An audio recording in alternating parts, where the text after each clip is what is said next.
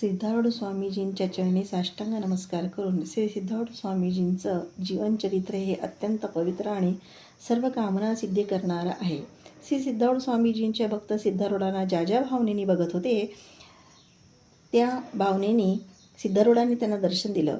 कोणी शिवरूपात, कोणी विष्णुरूपात, कोणी कृष्णरूपात सिद्धारूढांची पूजा केली.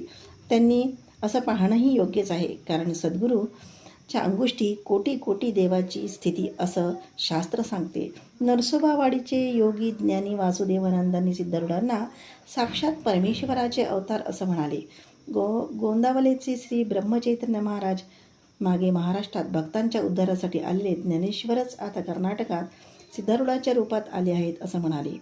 संत गोकुळाबाई सिद्धारूढांना विष्णू अवतार, कलावती आईंनी कृष्ण अवतार, तर सच्चिदानंदांनी म्हणजे तम्मना शास्त्रींनी राम अवतार असं संबोधले.